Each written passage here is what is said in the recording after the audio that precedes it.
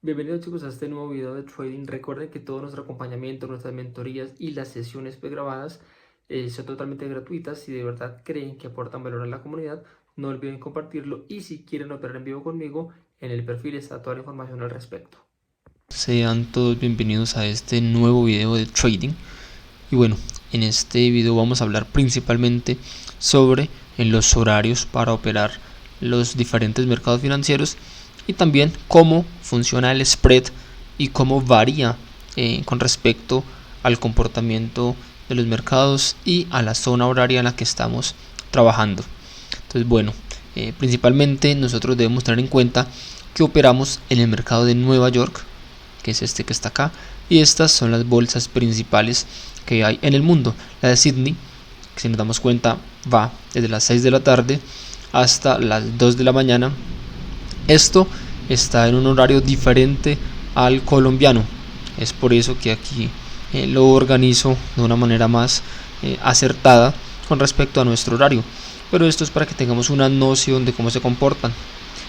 Entonces tenemos que Sydney y Tokio se encuentran en este espacio desde las 9 de la noche hasta las 4 de la mañana, hasta las 5, y a las 5 de la mañana inicia Londres, que se junta con Nueva York a las 10. Ya posteriormente, cuando Nueva York inicia, Londres se acaba a la 1 y Nueva York está abierto desde las 10 hasta las 6 de la tarde y de nuevo inicia el ciclo. Esto, como les digo, es para la parte internacional. Para Colombia, que es el horario principal que vamos a trabajar, va a ser a las 3 de la mañana abre Londres, hasta las 11 de la mañana, y en este lapso de las 8 de la mañana, 8 y media exactamente, que abre Nueva York, hasta las 11 es donde vamos a tener más volatilidad, más inyección de capital, y es lo que nos va a permitir operar de una mejor manera. Ese es mi horario preferido para operar. Esto principalmente porque tenemos dos mercados muy fuertes, que es el de Londres y el de Nueva York, abiertos al mismo tiempo, y de la misma manera nosotros operamos activos financieros que dependen del dólar. Por supuesto, en las bolsas de Nueva York, o en la bolsa de Nueva York, se mueven más los pares de divisas que tienen el dólar como par principal, y los índices que representan o que están representando las acciones de las empresas más grandes de Nueva York. Ya si vamos a operar, por ejemplo, la libra esterlina, que es la moneda del Reino Unido, tendremos entonces que operar la sesión de Londres, donde tendrá un poco más de volatilidad ese mercado. Del mismo modo, si queremos operar los activos financieros que se representan en Tokio, tendremos que operar para la hora colombiana en las horas de la madrugada. Yo, como les menciono, mi horario favorito de trabajo es desde las 8 de la mañana, que es un pre-Nueva York, hasta las 11 de la mañana aproximadamente, máximo hasta las 12, dependiendo de cómo se comporta el mercado y cómo Londres y Nueva York interactúan. Correcto, eso por ese lado. Ahora vamos a mirar cómo es la representación de la apertura de las bolsas de los diferentes países. Por ejemplo, hoy, que es 4 de julio, es día feriado en Estados Unidos, a las 8 y media de la mañana hora colombiana, vemos que sí hubo un muy buen movimiento, pero que no representó mayor diferencia con respecto a las demás velas japonesas que tenemos en este horario. Entonces podemos concluir que no hubo suficiente volatilidad y liquidez. En este punto les voy a mostrar cómo podemos cambiar la zona horaria. En este momento lo tenemos en Bogotá, Colombia, pero a algunas personas les gusta operar con el horario de Nueva York. Simplemente lo seleccionamos y nos damos cuenta que aquí el Open de Nueva York no es a las 8 y media de la mañana hora colombiana, sino a las 9 y media de la mañana hora de Estados Unidos. A mí me gusta personalmente operar con la hora de Colombia para estar un poco más sincronizado. Además, recordemos que esos horarios son fijos, excepto cuando llega el horario de invierno, que se cambia una hora, pero cuando llegue el momento lo estaremos revisando. Ahora vamos a mirar cómo cambia el volumen y el tamaño de las velas cuando sí está Nueva York abierto. Por ejemplo, aquí tenemos unas velas con un cuerpo pequeño, sin tanto volumen, pero posteriormente, cuando abre Nueva York a las 8:30 de la mañana, ya tenemos que hay un muy buen movimiento. Las velas son mucho más grandes, tienen mucha más fuerza, más cuerpo y pueden mostrarnos un sentido.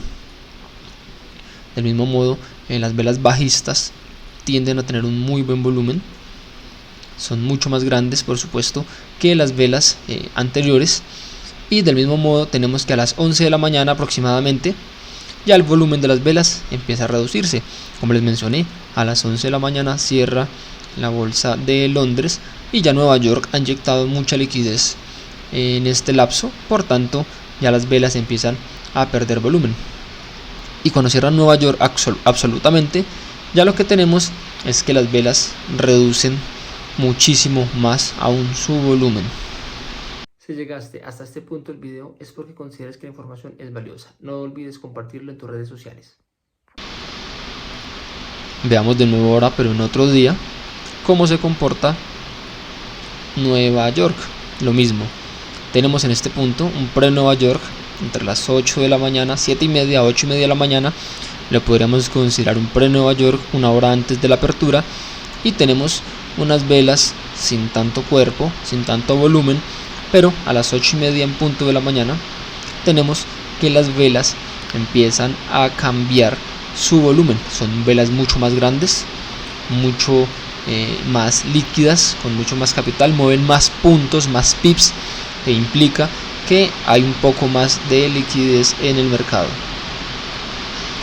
De esta manera es como nosotros aprovechamos esa liquidez para tomar nuestras operaciones y poder salir más pronto del mercado. Por ejemplo, midamos en este punto, apenas abrió Nueva York, cayó hasta esta zona de aquí, fueron 273 puntos. Es un muy buen movimiento, diferente a este volumen de acá, que simplemente son 100 pips. No es nada despreciable, pero por supuesto tenemos mucha más probabilidades de tener mejores ingresos cuando hay velas mucho más grandes. Miremos entonces un par de días más para que notemos esa diferencia en cuanto al tamaño de las velas. Acá por ejemplo 8:30 de la mañana venían velas mucho más lentas, y cuando abrió Nueva York velas mucho más fuertes, mucho más grandes, con más liquidez. Nos damos cuenta, apenas abrió Nueva York, acá a las 8:30, una sola vela cubrió estas 4 o 5 de 5 minutos.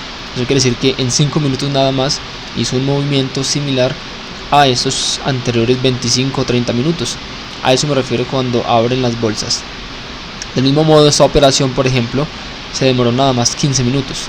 Y en 15 minutos tuvimos un muy buen profit. Una operación 1:5. Aquí tenemos ya el ratio, que fuimos por 215 pips. Por supuesto, identificando nuestra zona de entrada, que ya les explicaré cómo encontrarlas, y nuestra zona de salida, que era este siguiente alto de acá. Entonces, esto es con respecto a las bolsas, las diferentes sesiones que encontramos en el mundo y cómo impacta de manera positiva, pues porque inyecta mucha más liquidez en nuestra operativa. Con respecto al spread, lo que tenemos básicamente es que cuando la bolsa está abierta, cuando Nueva York está abierto, el spread tiende a ser un poco más bajo, y el spread hace referencia a esta diferencia de precios que existe entre la compra y la venta. En MetaTrader 4, que es esta herramienta que estamos utilizando acá, esta plataforma, nos lo muestra en dos lugares. En este punto tenemos 11.523.8 para la zona de ventas y 11.524.8 para nuestra zona de compras. Es un pip de diferencia. Ya sabemos que el pip es la expresión mínima del movimiento del mercado, y es de esta manera como vamos nosotros a identificar cuál es la variación de ese spread. Cuando la bolsa de Nueva York está abierta, ese spread puede ser de 0.5 o de un pip, como lo vemos en este broker, y también va a depender del broker. Hay brokers que tienen spreads muy grandes, y como este, que es muy bueno, Pepperstone, tiene spreads más pequeños. IC Markets también tiene spreads muy pequeños y son muy buenas opciones para nuestra operativa personal. Ya sabemos que para la operativa en cuentas de fondeo yo recomiendo MyForexFunds o FTMO, que son empresas que también tienen brokers con muy buenos spreads, muy bajos los spreads, y eso hace que nuestra precisión sea mucho mejor al momento de operar. En nuestra operativa vamos a encontrar entradas muy precisas como estas, por ejemplo. Entonces vemos cómo el precio retorna justo en el punto donde nosotros esperamos, y si el spread es muy grande podría inclusive llegar a tocar nuestro stop loss. Pongamos acá un ejemplo y digamos que no fui conservador y no tuve 40 pips de stop loss en este punto, sino que tuve, no sé, dejé hasta acá, hasta ese siguiente bajo, fueron 30 nada más. Quizá por el spread esta diferencia pudo haberme tocado mi stop loss, y es una de las variables que debemos tener en cuenta al momento de operar. Por eso ya los que han visto mi operativa saben que yo utilizo el stop loss un poco detrás. Utilizo varias herramientas, ya sea simplemente para el Nasdaq, yo utilizo hasta 30-40 pips de stop loss como máximo, y en el US30 alcanzo a utilizar hasta los 50 pips de stop loss. Esto para evitar que el mercado me liquide y se vaya sin mí, haga el movimiento sin mí. Bueno, ahora miremos el spread con números. Si nos damos cuenta, el spread básicamente lo que hace referencia es que, no sé, asumo yo que han cambiado dólares en algún aeropuerto o en algún terminal de transporte, y por ejemplo en este momento que está a 4.200 pesos nos dicen: no, yo se lo compro a usted a 4.200, pero se lo vendo a 4.100. Entonces esos 100 pesos de diferencia es lo que en los mercados financieros podríamos denominar como el spread, la diferencia entre la compra y la venta de un activo financiero. Otra cosa que debemos recordar es que en el trading nosotros compramos posiciones, nosotros somos especuladores del precio, y nosotros en ningún momento somos dueños de un activo, sino somos dueños de una posición dentro de ese activo. Entonces, bueno, eso sería todo por la parte del spread y la parte de las sesiones. Y como les menciono, la consideración que debemos tener respecto al spread y nuestra operativa es que buscamos que el spread sea lo más pequeño posible para evitar esos márgenes de error, y del mismo modo tenerlo en cuenta en cuanto a la operativa para mitigar esas pérdidas que se pueden ocasionar por no tener esa variable en consideración. Bueno, espero que les haya gustado el video y nos vemos en el siguiente. Recuerda que tenemos un servicio premium de trading en vivo donde verás mi pantalla en tiempo real y cómo ejecuto posiciones en el mercado.